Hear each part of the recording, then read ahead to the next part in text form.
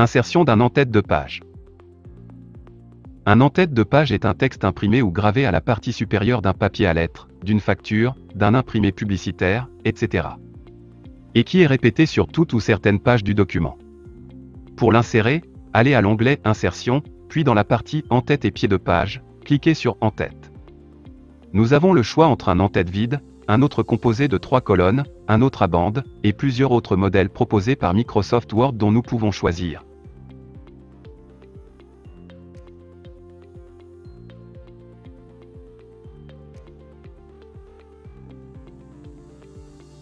Pour notre cours, nous allons prendre le premier qui est vide. Nous avons l'expression « Tapez ici », quand nous cliquons dessus, elle est automatiquement sélectionnée. C'est là où nous allons entamer notre travail. Pour commencer, nous allons insérer un tableau, et là c'est bien pour réviser la manipulation des tableaux. Si vous n'avez pas assisté au cours des tableaux, je vous invite à aller voir la vidéo précédente qui traite ce sujet. Nous commençons par ajouter le logo de la chaîne Mashbourd pour en faire l'en-tête de notre document. Ça nous rappelle aussi l'insertion et la manipulation des images que nous avons vues dans un cours précédent. Le recadrage ou rognage pour supprimer les parties excédentes, de la droite, la gauche, le haut et le bas.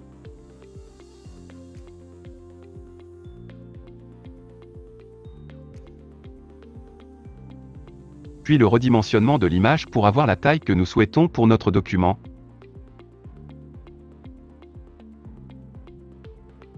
Dans la cellule de droite, je vais mettre cours Microsoft Word, un petit rappel de la mise en forme de texte.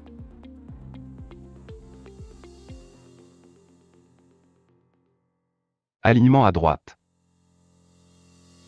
Changement de police et taille de caractère. Mise en gras, italique, soulignement.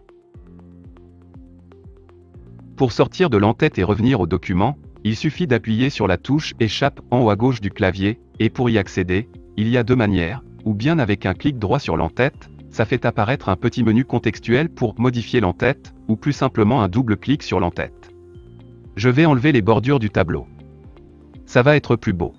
Pour le faire, je sélectionne le tableau en cliquant sur le petit carré en haut, à gauche de ce dernier, et je vais à l'option Outils de tableau qui s'affiche, puis je vais à l'onglet Création, et dans la partie Bordure, je clique sur l'icône Bordure puis sur Aucune bordure.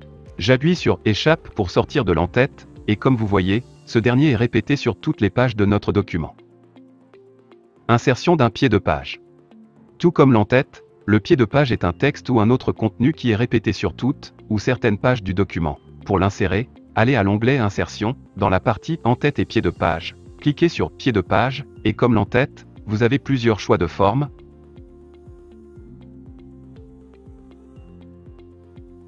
Cette fois, nous allons cliquer sur le deuxième choix, c'est le pied de page vide avec 3 colonnes.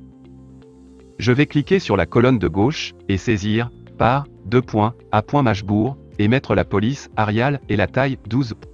Puis je vais à la colonne de droite, et je vais saisir, niveau, débutant, la colonne centrale nous allons la garder pour y mettre le numéro de page.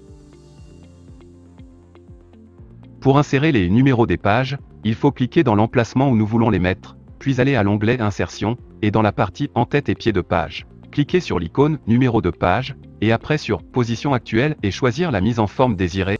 Une remarque ici, c'est que, si vous insérez directement le numéro de page, le pied de page que vous avez saisi va être effacé, alors pour éviter de tout refaire, il faut choisir l'option Position actuelle. Pour sortir du pied de page et revenir au document, il suffit d'appuyer sur la touche Échappe sur le clavier, et pour y accéder, il y a deux manières, ou bien avec un clic droit en bas de la page, cela fait apparaître un petit menu contextuel pour modifier le pied de page, ou plus simplement un double clic dessus.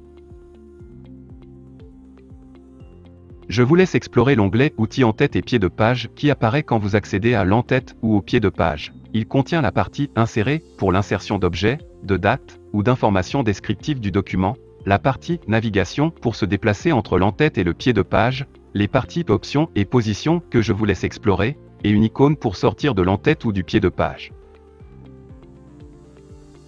Vous allez remarquer que, lorsque vous accédez à l'en-tête ou au pied de page, le texte du document devient grisé, et vice-versa quand vous accédez à ce dernier, ne vous inquiétez pas, c'est pour vous indiquer votre emplacement actuel, pour mieux vous concentrer. Ça sera tout pour cette vidéo, j'espère vous avoir apporté de nouvelles informations. Si vous avez des questions ou des suggestions, laissez-moi un commentaire et je vous répondrai.